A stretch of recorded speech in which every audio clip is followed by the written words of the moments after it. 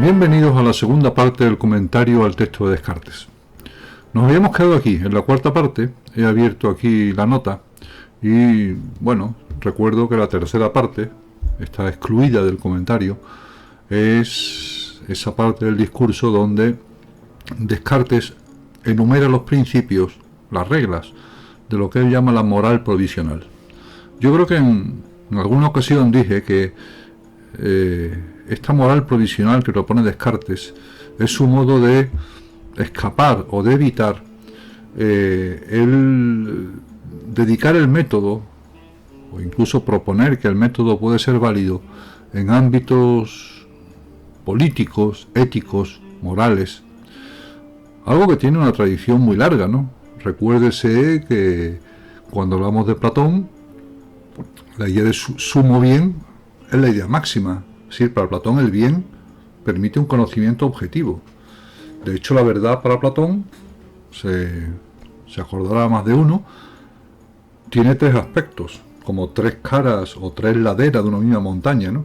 La verdad, la belleza y el bien.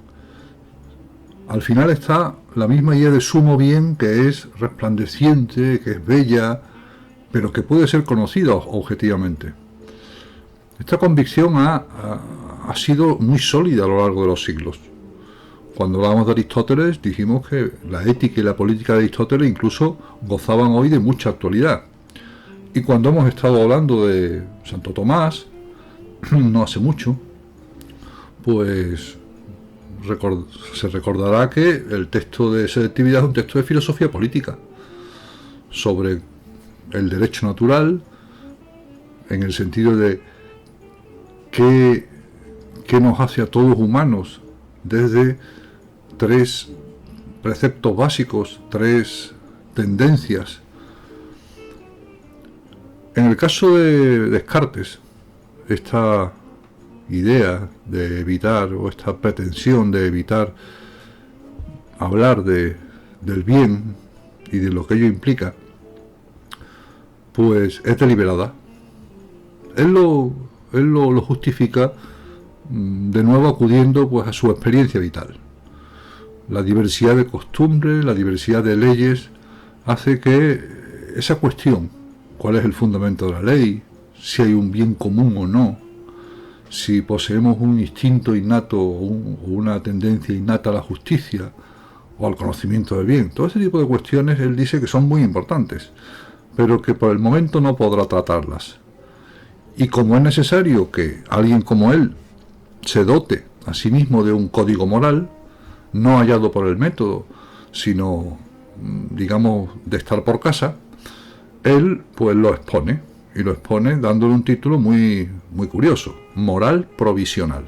¿Provisional por qué? Porque la definitiva dependerá de si el método que él propone en el discurso del método es válido o haya evidencias en el ámbito de la moral, del pensamiento moral. ¿Cuáles son esas máximas, esas reglas de la moral provisional? Pues lo digo aquí en un tono un poco de broma, es decir, son consejos para moverse lo mejor posible en tiempos difíciles. La primera ya es muy clara: hay que adaptarse al lugar donde se vive. Esta adaptación no significa aceptación, sino más bien el dar por bueno el marco en el que uno vive para poder hacer lo que uno quiere. O sea, en realidad es el elogio implícito, Descartes no lo dice así, de la vida solitaria, pero la vida solitaria afable, por decirlo así. No se trata de ser un friki desagradable, sino un friki simpático. Ya sé que dicho así queda un poco cómico, pero era la intención de Descartes. Las otras tres reglas son mucho más personales. La segunda, obsérvese aquí, es ser firme en las decisiones vitales. ¿Eso qué significa? Significa seguir un principio que podríamos resumir en: uno es lo que hace, uno es el fruto de sus decisiones. Por lo tanto, las decisiones que uno tome deben ser firmes y sobre todo no vacilantes. Es decir, no vale una firmeza provisional, sino uno debe ser firme de verdad, no volver atrás, no arrepentirse de las propias decisiones y por tanto meditarlas mucho previamente. La tercera es la que más me gusta, es una idea antigua. Descartes, a pesar de que él niegue que el saber antiguo le aporte nada, que hay que empezar desde cero, ya lo vimos en la videolección anterior, sin embargo, él era un gran conocedor del pensamiento griego, ¿no? Y latino. Fue un excelente estudiante. Así que él le incorpora una máxima de origen estoico, que es la idea de que el principal enemigo que uno tiene no es la mala suerte, no es la fortuna, dicho en sus palabras, sino uno mismo. Antes hay que procurar vencerse uno mismo que a la fortuna. O sea, conocer las propias debilidades, los propios miedos, las propias vacilaciones, y aplicarse a vencerlas, y no lamentarse de que algo, por circunstancias ajenas a mi voluntad, no haya salido como yo quería. Y la cuarta es una confesión de su vocación. Hay que elegir con cuidado la propia ocupación y, una vez que la elijamos, no arrepentirse de ella. Algo que tiene mucho que ver con la segunda de las reglas. La decisión de filosofar en Descartes es una decisión que lo acompañó toda su vida. Es obvio decirlo, pero no siempre es así. Diríamos que esta última máxima es la negación de esa idea, hoy muy extendida, de que uno puede vivir muchas vidas sucesivas. Esto que se ve también en muchas películas, ¿no? De pronto la crisis vital, yo no quiero hacer esto y me voy a una isla del Caribe a pescar ranas, no sé, o a llevar una vida completamente distinta. Descartes en ese sentido mantiene su ocupación, pese a que en algunos momentos de su vida no pudo desarrollarla como él pensaba. Piénsese que él muere en Suecia a sueldo de la reina Cristina, es decir, como un protegido de lujo de la reina, dedicándose a muchas labores de la corte. No sé si comenté en su momento que lo último en que él trabajaba antes de morir, no se sabe si de neumonía, otros sospechan que fue envenenado, no se sabe. Lo más probable es que fuera de neumonía, pero la hipótesis del envenenamiento no es descabellada. Pues la última obra en la que él estaba trabajando era un ballet con su coreografía y la música adecuada a su escenografía, sobre todo, más que la música, de eso no tengo yo certeza, la escenografía, porque la reina confiaba mucho en Descartes para que le elaborara lo que llamaríamos hoy arquitectura efímera para sus eventos. En fin, de eso trata la moral provisional, y ahí la dejamos, porque, como ya digo, está fuera del comentario. La cuarta parte es la parte donde Descartes va a hallar las primeras evidencias, y sobre todo la primera evidencia, que es la más importante, el famoso pienso, luego existo. Así que vemos aquí en una primera parrafada, donde en la primera de las frases subrayadas en amarillo, anotamos que ahí comienza el proceso de la duda metódica. Recuérdese para qué servía la duda metódica. Es una duda provisional, es una duda que desaparece con la primera certeza, es una duda que al final conduce a la ausencia de duda. Sí, es una duda que la comparábamos con los artefactos de los espías, se autodestruye finalmente como duda. Esa estrategia está ya implícita en cómo la llama Descartes a esa duda. No es una duda radical, no es una duda escéptica, sino metódica, o sea, parte del método de búsqueda de la verdad. ¿Qué hace Descartes en muy pocas páginas? O mejor dicho, en muy pocas líneas, diríamos. Pues lo mismo que en Meditaciones Metafísicas, pero condensadamente. Toda esta parte que vemos aquí, prácticamente lo que ocupa desde esta primera frase hasta un poco más la segunda, hasta aquí, hasta el hallazgo de la primera certeza, Esto está desarrollado mucho más ampliamente en Meditaciones Metafísicas, el libro de 1641 que es, a mi juicio, el mejor de Descartes, ¿no? Lo hace además introduciendo, ya lo veremos un poco más adelante, la hipótesis del genio maligno, que no está en Discurso del Método. Todavía en esta obra a Descartes no se le ha ocurrido ese personaje filosófico tan curioso, el genio maligno. En fin, la audometódica, ¿qué se aplica lo primero? ¿A qué va a ser? Nuestros sentidos. Los sentidos son el pariente pobre de la filosofía desde casi sus inicios. Insisto, y lo hace no negando su validez. Este es el típico error. Lo decimos mucho cuando hablamos de Platón. Sino más bien afirmando el carácter precario, provisional, poco fiable de la verdad que proporciona. O sea, los sentidos no es que no sean verdaderos en sentido general, es que en absoluto su verdad se corresponde a la verdad que busco, esa verdad como evidencia, como algo indudable. Y claro, ¿cuál es la prueba? Pues la misma que Platón, diríamos, ¿no? Es su carácter poco fiable porque constantemente nos induce en error. Creo que cuando hablamos de Platón poníamos el famoso ejemplo, bueno, no es famoso, pero era bastante socorrido, de las tres palanganas, ¿no? Palangana fría, palangana templada, palangana llena de agua caliente. Según donde metamos la mano primero, la de en medio parecerá fría o parecerá caliente. Este indicio del carácter muy precario de la información sensible hace que hayan tenido, como digo, poco prestigio a lo largo de siglos de historia de la filosofía, en comparación al conocimiento de lo ideal. Lo eidético, por decirlo así técnicamente, ha estado siempre en un plano muy superior a lo sensible. El segundo nivel, también lo mencionamos en su momento cuando hablamos de Descartes, es el del razonamiento lógico. Claro, aquí no está hablando de que todo pueda ser un engaño del genio maligno. Como ya digo, el genio maligno no aparece en el Discurso del Método. Aquí se refiere a algo que ya dijo en la segunda parte y en la primera parte también de este video comentario del texto. Y es que hasta que él propone su nuevo método, incluso el conocimiento basado en la pura razón, la lógica y la matemática, era hasta cierto punto confuso.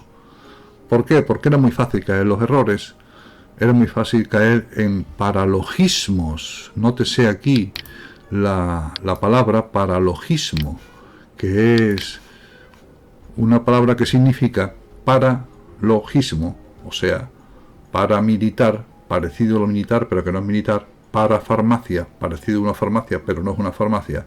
Paralogismo es parecido a un razonamiento correcto, pero no es correcto. Incurrimos en paralogismo todos los días.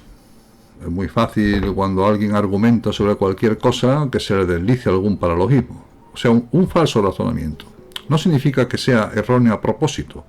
Incluso el carácter paralogístico de un razonamiento puede ser algo que el que lo pronuncia, el que lo defiende, ignora. A lo mejor no se da cuenta. Así que, en ese sentido, hay momentos en que parece que hasta la razón falla, de manera que también puede ser puesta en duda. Y luego, el último nivel, antes de llegar a la primera certeza, es el carácter también psicológico del yo. ¿En qué se nota eso sobre todo? Él pone un ejemplo que además es muy del barroco: la indistinción entre el sueño y la vigilia. El carácter incluso onírico de la realidad. Esta idea que se repite en el barroco muchísimo, ¿no? La vida como sueño. La vida es un sueño. O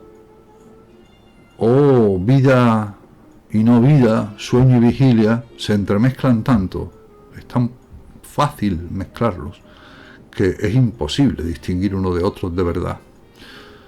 Esa es un gran tema barroco. El otro gran tema, que tiempo antes, ya en el siglo anterior, pues pone en juego Cervantes, es el carácter realista de la locura, o el carácter, si queréis, loco de la cordura. Tanto Sancho Panza como Don Quijote exhiben dos formas de ver el mundo que en algunos momentos generan sus propias verdades, pero también sus propios absurdos. De hecho, el siglo XVII va a ser un siglo donde la idea del loco como sabio va a decaer ya para siempre. Por decirlo así de una manera un poco simplificada, el loco va a ser ya un enfermo, que debe ser tratado en un recinto específico, que es el manicomio, y cuya enfermedad pues puede tener o no cura. No era así, durante el Renacimiento, donde todavía el loco conservaba el prestigio de aquel que ve las cosas con lucidez. En ese sentido, Cervantes es un renacentista. La locura es una locura luminosa, una locura que hace ver la realidad más real, dejando aparte que crea que hay gigantes donde solo hay molinos, pero luego el discurso del Quijote hace que su locura sea en realidad sabiduría. Bueno, no me enrollo más. Aquí, cuando él justifica la imposibilidad de distinguir el sueño y la vigilia, pues recurre a experiencias muy comunes, las enumero aquí, ¿no? 3 de ellas, todas las conocemos: el entresueño, o sea, estar medio eso que nos pasa por las mañanas, si ponemos el despertador sobre todo en función doble, ¿no? Esas, entre el primero y el segundo pitido, ese entresueño en que estamos dormidos y despiertos, sería un ejemplo claro. La soñarrera, eso que es tan peligroso al volante, ese paso de la vigilia al sueño del que no se da cuenta uno, o el sonambulismo. Esto ya es menos común, pero vamos, no descarto que haya más de un escuchante de estas videolesiones que haya tenido experiencias sonambulísticas. En fin, ¿eso qué significa? Significa que también todo lo que conozcamos hasta llegar a esa primera certeza, pues puede ser en algún momento puesto en duda. Puede pertenecer al mundo del sueño y no saberlo, o puede no ser como lo pensamos, porque la propia conciencia es muy ambigua. Como ya digo, podemos entrar en un estado de sueño sin darnos cuenta, bla, bla, bla, bla. Eso lo perfeccionará más en meditaciones, cuando añada como último nivel la idea de un Dios engañador. Un Dios que ha creado ese mundo que yo conozco como un enorme plató. Lo comparábamos con la película aquella del show de Truman, como un enorme plató, una enorme ficción, para que yo me engañe en todo. Pero aquí no, en Discurso del Método esa hipótesis no está. Aquí lo menciono en este comentario, donde ese Dios engañador, pues como digo, no está presente en Discurso del Método. Claro, cuando llega a ese nivel de duda extremo, tengo que dudar de todo, porque a lo mejor estoy soñando, porque a lo mejor estoy dormido, porque a lo mejor el mundo es ficción. Cuando he llegado a ese punto en que nada parece seguro, todo es dudoso, no significa falso, dudoso, pues en ese momento aparece la primera certeza. Es absolutamente necesario, nótese aquí, que yo, que pienso todo esto, exista de algún modo. Esa idea de la vinculación inmediata de la conciencia del pensar con la existencia es su primera gran evidencia, su primera verdad incontestable, bla, bla, bla. Ya sabemos que la expresión de esa primera evidencia es el famoso cogito ergo sum, pienso, luego soy. Luego lo corrige. En meditaciones ya no es pienso, luego soy, sino pienso, soy. O sea, evitando esa aparente para esa aparente, digamos, ese aparente carácter consecuente de la existencia respecto al pensar. Pienso, soy, significa que el pensar y el existir se me aparecen evidente como algo claro y distinto en la mente racional a la vez. Así que ahí tenéis esa expresión, y hago un pequeño comentario que creo que merece la pena repasarlo, y es que hay muchas posibles traducciones de esa expresión, tanto la expresión latina cogito ergo sum como la que emplea Descartes en francés, je pense donc je suis. ¿Por qué? Porque curiosamente en español utilizamos de manera muy distinta tres verbos que en otros idiomas pues se unen en uno solo, ¿no? Que son existir, ser y estar.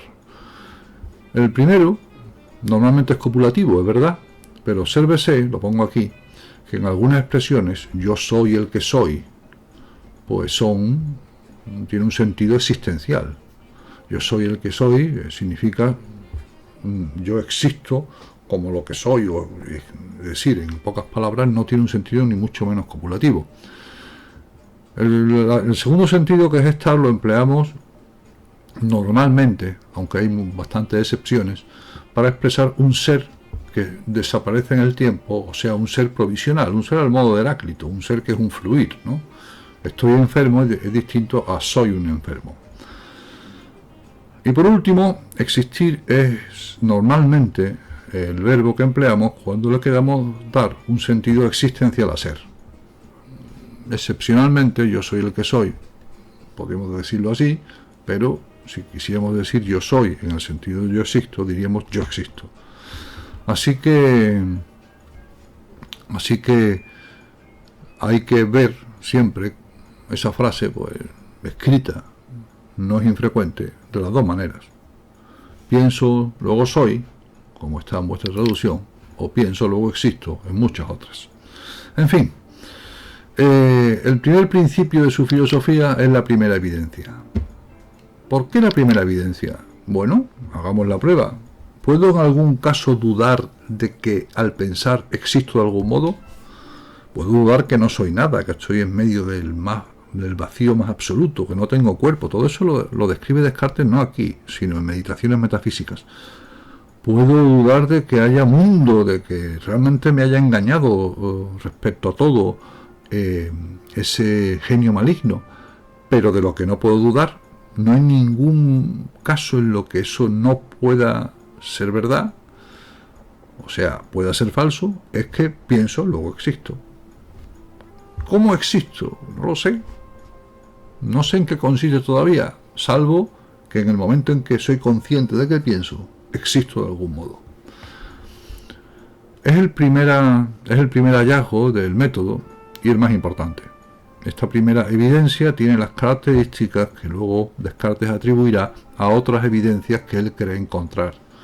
Claridad, distinción y, sobre todo, es relativa a algo que no es meramente ideal, no es como una evidencia matemática, sino que tiene que ver con el existir, con lo existente, es decir, con lo que más allá de lo ideal es algo. Podríamos decir que también que esta primera evidencia no se aparta o no sale del círculo de la conciencia. Podemos decirlo porque es la pura verdad, y que Descartes era consciente de ello. Luego, en todo lo que sigue, se tratará de, apoyándose en esa evidencia, poder mostrar que lo que hay fuera del pensar, del yo pienso, de esa mente que dice yo pienso, luego existo, hay algo. En fin, a partir de ahí, ¿qué hace? Deducir. Recuérdese que la tercera regla del método, la de la síntesis, me permitía deducir de una evidencia todo lo que se implicara en ella. Así que, ¿cuál es la primera implicación? Pues está claro. El carácter de sustancia pensante o cosa pensante, res cogitans en la versión latina, de ese cogito ergo sum, de esa cosa que piensa. ¿Qué soy?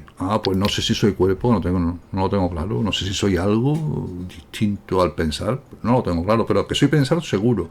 Luego mi carácter sustancial no está en la permanencia en el tiempo de una cosa, yo mismo como cuerpo, por ejemplo, sino en el pensar como pensar. Así que la idea de sustancia aparece ya en este sentido muy trastocada desde el principio. Él emplea una palabra que tiene su origen en Aristóteles, pero que proviene del vocabulario medieval, y le da un sentido extraordinariamente subjetivista. Es decir, el pensar es el pensar en un sentido no psicológico, es verdad, pero sí personal, puesto que es autoconciencia. Para entendernos, no es el pensar todavía aún como fenómeno que todos los seres humanos comparten, todos los seres humanos son racionales, un viejo tópico cuando hablamos de la especie humana, sino la autoconciencia, o sea, el saber que pienso cuando pienso, el saber, el ser consciente de ser consciente. No es un juego de palabras, no solo pensamos, sino que sabemos que estamos pensando. No solo puedo decir, no puedo pensar el concepto de patata, sino sé que estoy pensando el concepto de patata. La autoconciencia, por tanto, es el pensar. En la frase pienso, luego existo. Soy consciente, precisamente porque me apercibo de la evidencia de esa afirmación. Precisamente por eso ya sé que hay verdades indudables, claras y distintas, bla, bla, bla, bla, que no tienen solo, que no pertenecen solo al ámbito de lo ideal. Bien,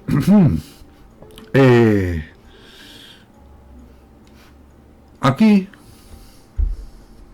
dedica Descartes una pequeña parte de este fragmento, insisto, mucho más desarrollado en Meditaciones Metafísicas, a sacar partido, por decirlo así, filosófico, de esa primera evidencia.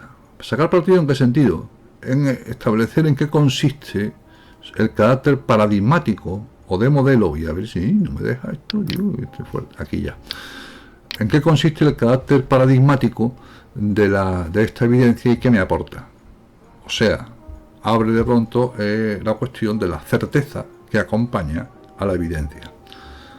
Para entendernos siempre, la evidencia es algo relativo a una determinada afirmación, proposición, su carácter de verdad, como evidencia, está en la proposición, pero el modo como reconozco esa evidencia es la certeza, es decir, un determinado estado de ánimo que acompaña a la evidencia necesariamente. ¿Y en qué consiste esa certeza racional? Porque yo tengo certezas de muchos tipos, pero certezas del tipo que busca Descartes, pocas. Pues se basa, lo vemos aquí, en la claridad y la distinción.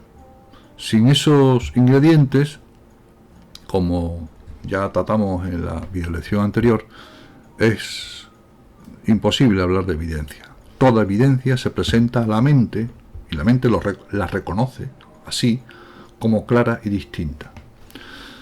Bien, así que de ahí, sin más, estableciendo ya un modelo de verdad, la evidencia, una primera verdad, pienso luego existo, una primera definición de sustancia como cosa pensante, atribuida a mí mismo, y una noción clara de certeza. La certeza consiste en reconocer lo claro y distinto como tal, la evidencia como tal, con esos dos ingredientes. Pues a continuación pasa Descartes a el tema más espinoso de esta cuarta parte del discurso del método, que es la demostración de la existencia de Dios. Va a ser una parte donde de tres modos Descartes intente probar que Dios existe. ¿Por qué lo hace? ¿Qué pretende? ¿A dónde quiere llegar? ¿Para qué le sirven su filosofía estas demostraciones? De todo eso hablaremos en una siguiente videolección, videocomentario en este caso, porque veo que llevamos ya media hora y no quiero fatigar al oyente. Buenas tardes y buena suerte.